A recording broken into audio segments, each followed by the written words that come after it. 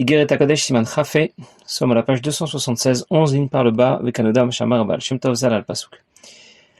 Dans ce Siman, l'Admor Zaken rapporte une explication concernant l'un des enseignements du Baal Shem Tov qui était rapporté par ses élèves dans le livre qui s'appelle Tzavat Haribesh. Et cet enseignement consiste à dire que tout vient d'Akadosh Baruch Hu, que rien n'échappe à son contrôle. Et dans ce cas, lorsque je suis en train de prier ou que quelqu'un me dérange, c'est certainement pour que je puisse trouver en moi la force et la détermination de me concentrer davantage, de relever le défi et de ne pas me laisser perturber. C'est aussi vrai lorsque c'est un non-juif, lorsque c'est un goy qui me dérange pendant la tfila. La shrina à ce moment-là ne réside pas en lui, comme ça a pu être traduit rapidement. L'Admor Zaken précise tout de suite que le Baal Shem Tov voulait dire que la shrina s'est habillée en lui au moment où il l'a dérangé, comme elle s'habille d'ailleurs dans l'ensemble de la création pour soutenir son existence. Avec cette explication, l'Admor Zaken a répondu à tous les mitnagdim tous les opposants à la chassidoute, qui avaient soulevé cette confusion. L'idée que tout vient d'Akadosh Baruch Hu, que rien n'échappe à son contrôle. Et donc celui qui se met en colère déclare implicitement que cette fois-ci, cet événement aurait échappé au contrôle d'Akadosh Baruch Hu, que son agresseur a décidé de lui faire du mal et il en subit les conséquences, il lui en veut, il est en colère contre lui. Il a oublié qu'Akadosh Baruch Hu avait déjà décidé qu'il devait être agressé. D'une certaine manière, il déclare implicitement que finalement tout ne vient peut-être pas de Dieu, que parfois certains événements se produisent sans son accord.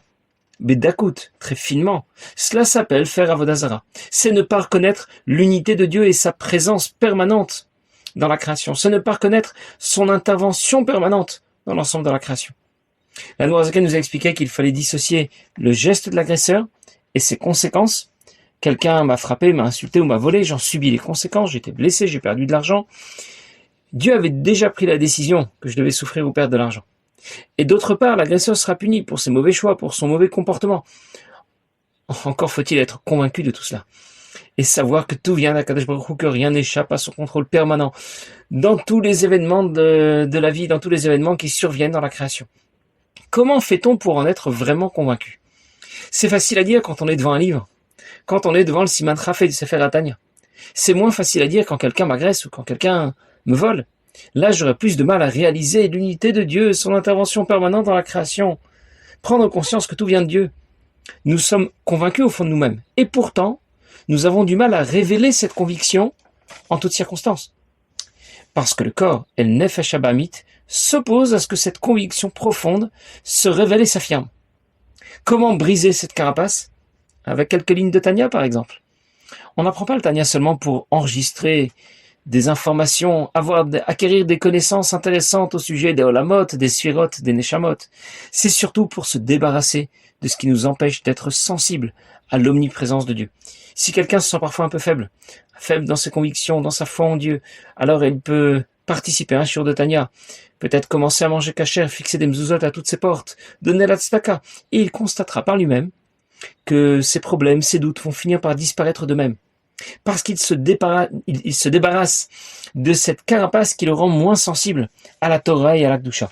Si au contraire, quelqu'un n'étudie pas la Torah, il ne mange pas vraiment kasher, et il ne met peut-être jamais les tefilines, il ne respecte pas Shabbat. Et il s'étonne. Je ne sais pas ce qui m'arrive, c'est bizarre, la Torah ça ne m'attire pas, les mitzvot ça ne me parle pas trop non plus. Mais c'est le contraire qui serait étonnant. Quand la carapace s'épaissit, naturellement, eh bien, il aura moins de flamme, moins de conviction pour les valeurs du judaïsme. Un shiur de Tanya ne nous apporte pas seulement plus d'instruction et de connaissances. Il nous apporte plus de yirat shamayim, plus de crainte de Dieu, plus de conscience de l'existence de Dieu et de sa présence auprès de nous. Tout vient d'en haut. C'est une très belle déclaration. Mais il faut en être vraiment conscient. Et c'est là toute la nekuda de notre Siman Chafé. Rabbi explique dans une sikha, Parashat Bo.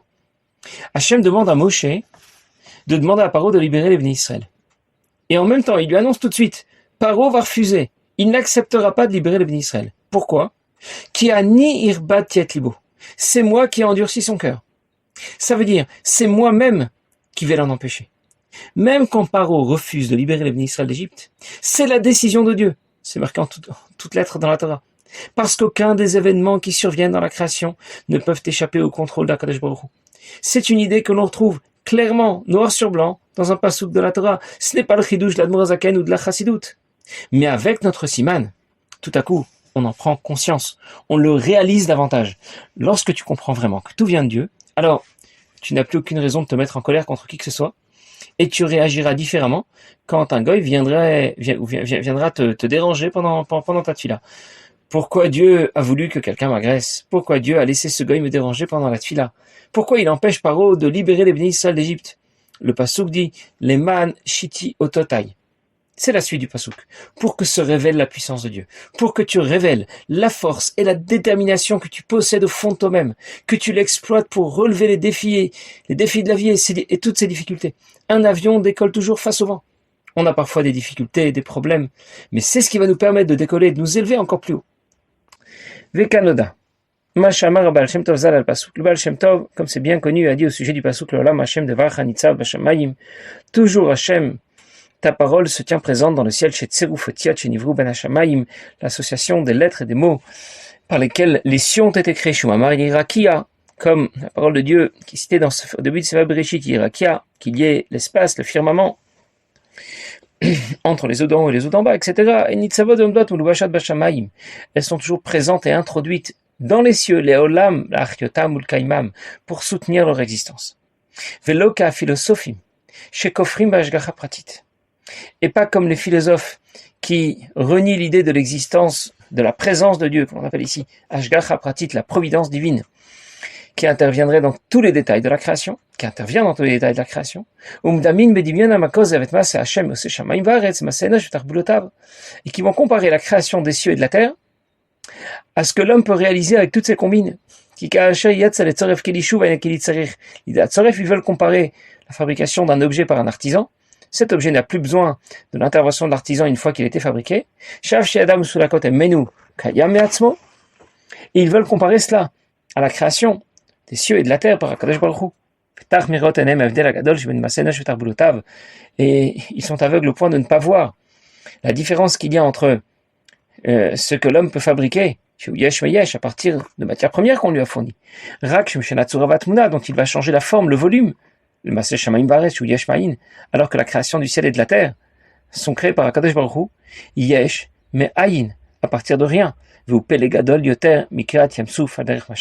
qui est encore plus extraordinaire que l'ouverture de la mer qui a permis au Bnei Israël de passer au moment de la sortie d'Égypte. Je vais reprendre ce que l'Admor Zaken vient de nous dire. L'Admor Zaken aborde un développement qui suit de très près ce qu'il a déjà expliqué, que nous avons déjà vu dans les premiers prakim de Sha'ar Yichud V'Emunah, la deuxième partie de l'Ikutei Amarim. La parole permet de révéler nos pensées. Ce concept est emprunté à l'homme, le concept de la parole est emprunté à l'homme pour désigner ce qui se révèle à partir du divin en direction de la création. L'intervention de Dieu qui permet de soutenir l'existence est appelée la parole de Dieu. Et cette intervention est permanente. C'est le sens du pasuk qui dit Le'olam Hashem devar chanitzav bashamayim. Toujours ta parole, la parole de Dieu est présente dans le ciel pour soutenir son existence. Mais cette explication a déjà été rapportée dans le Midrash Teilim. Alors on pourrait se demander pourquoi l'Admor Zaken le rapporte ici au nom du Baal Shem Tov. Il y a plusieurs réponses à cette question. Tout d'abord, le Baal Shem Tov a répété de nombreuses fois cet enseignement. Et donc, on peut le rapporter aussi au nom du Baal Shem Tov dans Masechet Avot. La Mishnah dit, Shmuel HaKatan Omer, Shmuel HaKatan dit, Bin Pol Oyifra Al Tismach, quand tes ennemis tombent, ne te réjouis pas, etc. Et encore une fois, cet enseignement, ce n'est pas celui de Shmuel HaKatan, c'est celui de Shlomo HaMelech. Pourquoi la Mishnah alors le rapporte au nom de Shmuel HaKatan? Parce que Shmuel HaKatan avait l'habitude de le dire et de le répéter. C'était son enseignement favori. Alors on le rapporte aussi en son nom. Et de la même manière, l'enseignement du Midrash Teilim était l'enseignement favori du Baal Shem Tov, et donc on le rapporte en son nom. On peut aussi répondre à notre question. Autrement, le Baal Shem Tov n'a pas seulement expliqué ce pasuk. Piresh Baal Shem Tov. Il a diffusé l'enseignement de ce pasuk. Et il faut lire Pires Baal Shem Tov, comme c'est rapporté dans Sha'ar Yichud V'Emunah. Il faut le lire avec un sin et pas avec un shin. Pires, ça veut dire que le Baal Shem Tov a propagé l'idée selon laquelle Akadosh Baruch Hu intervient de façon permanente et totale dans toute la création. Le Baal Shem Tov a tout de même ajouté une idée par rapport à l'explication du Midrash Teilim. Le Midrash rapporte que l'existence des cieux et de la terre est soutenue en permanence par l'intervention de Dieu. Mais le Baal Shem Tov ajoute que Dieu n'intervient pas seulement en permanence dans la création. Il s'y est introduit, il y est présent. C'est le chidouche du Baal Shem Tov. Et il est donc tout à fait légitime de rapporter cet enseignement au nom du Baal Shem Tov, parce qu'il a ajouté ici une pierre à l'édifice. Dieu n'intervient pas à distance dans la création. Son intervention s'inscrit dans la proximité. Dieu est présent dans la création. Il s'est introduit dans la création. Certains philosophes ont défendu une autre théorie. Dieu a créé le monde, puis il s'en est allé, comme quelqu'un qui mettrait un bateau à l'eau et qui le laisserait voguer au gré des courants. Et Baal Shem Tov explique que Dieu n'a pas seulement fabriqué le bateau, il est monté dans le bateau et c'est lui le capitaine. Alors ces deux conceptions sont complètement opposées, et l'Admor Zaken va expliquer pourquoi la théorie des philosophes est erronée. Si Dieu quitte le navire, le bateau coule. Le monde ne peut pas continuer à exister si Dieu s'en absente. La présence de Dieu est indispensable pour soutenir son existence. Et l'Admor Zaken va le prouver, il va rapporter deux preuves, qu'il avait déjà rapportées dans Shari Yichud Vaimuna. Tout d'abord, les philosophes comparent l'intervention de Dieu dans la création à l'intervention d'un homme dans la fabrication d'un objet. Un artisan a fabriqué un objet, cet objet n'a plus besoin de l'intervention de l'artisan, il est là, il existe, même lorsque l'artisan s'en va. Et quand les philosophes comparent la fabrication de cet objet par un artisan à la création de l'univers, ils commettent deux erreurs dans leur comparaison. D'abord, la création a été créée à partir de rien, yesh me ayin, alors que l'objet a été fabriqué à partir de matières premières qui ont seulement été transformées dans leur forme, dans leur volume. Et donc, ce n'est absolument pas comparable. En plus, le matériau que l'artisan a utilisé n'a pas été choisi par hasard. C'est un matériau qui est prédisposé et destiné à la fabrication de cet objet. L'artisan n'a absolument rien créé. On lui a donné un certain matériau destiné à fabriquer un certain objet, qui en possède les caractéristiques intrinsèques, et il va seulement exploiter le potentiel de ce matériau pour en faire l'objet souhaité. Un couteau si c'est du métal, un verre avec du cristal. L'artisan n'a rien fait d'extraordinaire. Son intervention est presque anecdotique. Alors que Dieu intervient dans la création et il lui permet d'exister à partir de rien. Il crée les matières premières nécessaires. Il y introduit les caractéristiques nécessaires. Et il va transformer ces différents matériaux pour créer toute la diversité de la création.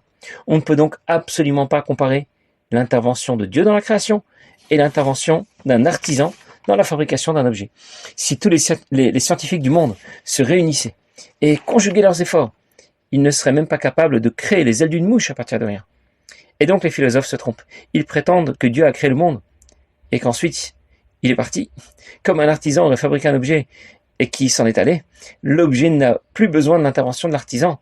Ils prétendent que le monde n'a plus besoin non plus de l'intervention de Dieu, sauf qu'on ne peut absolument pas comparer la création de l'univers par Akadosh Baruch Hu et la fabrication d'un objet par un artisan. Je récapitule. Yesh me'ayin, c'est la création de l'univers à partir de rien, qui nécessite l'intervention et la présence permanente de Dieu. Il y a bien quelque chose de tout à fait nouveau. Yesh mi-yesh, c'est la fabrication d'un objet à partir de matières premières, qui ne nécessite pas l'intervention et la présence permanente de l'artisan, parce qu'il n'y a absolument rien de nouveau. Dans Otsar Pidgam Chabad, on raconte qu'un chassid un jour a demandé à un de ses amis qui n'était pas un chassid, si Akadosh Baruch Hu voulait, chas v'shalom, détruire le monde, comment devrait-il s'y prendre? Alors son ami lui a répondu, il pourrait amener le déluge, comme il l'a déjà fait une fois, il aurait détruit le monde. Et le chassid lui a répondu, oui, mais les matériaux resteraient là, le monde resterait là. Bien sûr, tout se serait dissous dans l'eau, mais les matières premières seraient encore là. Alors notre bon juif a continué, il a répondu, Akadosh Baruch Hu pourrait tout simplement le brûler.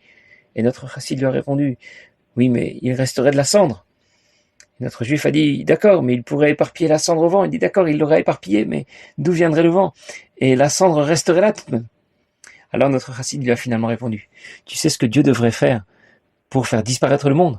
Eh bien, c'est très simple. Il n'a rien besoin de faire. Il a tout simplement besoin d'arrêter de le faire exister. Il doit arrêter de faire. Si Akadosh Baruch Hu n'intervient pas en permanence dans la création, ne serait-ce qu'un seul instant, eh bien la création reviendrait au néant, comme si elle n'avait jamais existé. Dans la suite, que nous verrons la prochaine fois, Bezrat Hashem, l'Admor Zaken va développer une autre preuve. Tant que Dieu intervient pour maintenir la mer ouverte et permettre le passage des Bnei Israël au moment de Kriyat Yam-Souf, lorsque les Bnei Israël sortent d'Égypte, la mer reste ouverte. Et si Dieu n'intervient plus pour maintenir la mer ouverte et permettre ainsi le passage des Bnei Israël, la mer se referme. Alors, c'est vrai pour cette transformation particulière qu'il opère dans la création pour ouvrir ou fermer la mer. Et c'est bien sûr encore plus vrai quand il s'agit de maintenir l'existence de la création. Si Dieu intervient pour soutenir l'existence de la création, s'il y est présent, elle existe. Et si Dieu n'intervient plus pour soutenir l'existence de la création, s'il s'en absente, elle disparaît. comme si elle n'avait jamais existé. Un jour, le Rabbi Maharash, quand il était jeune, Rabbi Shmuel, quand il était jeune, avait un don pour la sculpture sur bois. Et il avait un canif favori avec lequel il sculptait toutes sortes d'objets. Il avait 5 ans, et un des chassidim lui a posé une question. Il lui a dit, j'ai un très beau canif, et je sais que ça te ferait plaisir de l'avoir. Si tu me dis où se trouve Akadosh Baruch Hu, je te le donne. Alors, le petit garçon, le petit Shmuel, qui deviendra Rabbi Shmuel plus tard, a sorti lui aussi un très beau canif de sa poche. Et il a dit à notre chassid, si tu peux me dire où Dieu ne se trouve pas, moi je te donnerai mon canif. Alors le chassid a souri, il lui a répondu, dans ce cas tu as gagné mon canif. Voilà ici la nekuda de ce que rapporte l'Admor Zaken dans le Siman Chafé, c'est de nous dire qu'il n'y a rien en dehors d'Akadosh Baruch Hu, que tout vient d'Akadosh Baruch Hu, que sa présence est permanente et que son intervention dans la création est permanente pour lui permettre d'exister. Passez une bonne journée.